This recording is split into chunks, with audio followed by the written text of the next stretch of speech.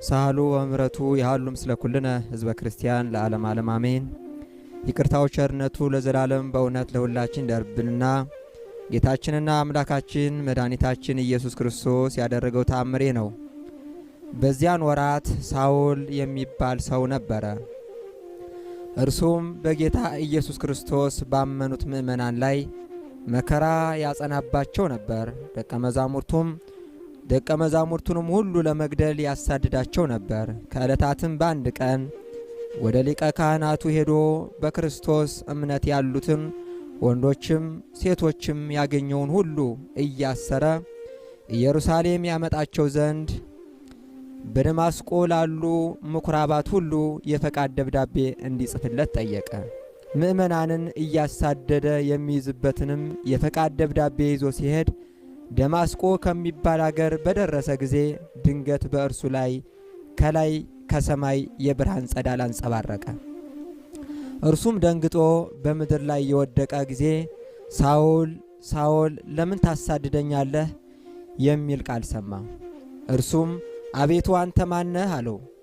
ጌታም ከዋልሁበት አላድርም ካደርኩበትም አልውልም የምትለኝ እኔ ናዝሬቱ ኢየሱስ ነኝ። ዳሩ ግን የሾለውን ብረት ብትረግጠው ጉዳቱ የራስህ እንጂ ነው አለው። ጳውሎስም ከቃሉ ግርማ የተነሳ እየፈራና እየተንቀጠቀጠ አቤቱ ምን ላደርግ ዘንድ ይገባኛል አለው።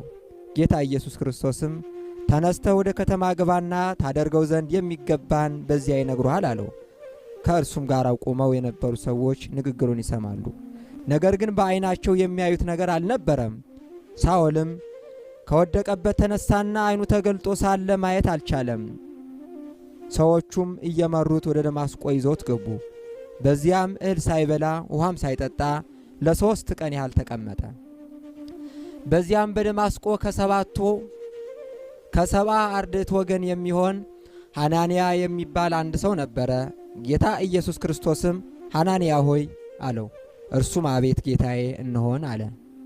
ጌታ ኢየሱስ ክርስቶስም ተነስተ ስሟ ቅን በምትባል ጎዳና በቤተ ሳይዳ የጠርሴስ ሀገር ሰው የሚሆነውን ጳውሎስ የሚባል ሰው ፈልግ፣ እነሆ እርሱ በአሁኗ ሰዓት በዚያ እየጸለየ ነውና አለው። ጳውሎስም እየጸለየ ሳለ ጌታ ሐናንያን ተመስሎ በራእይ ታየው።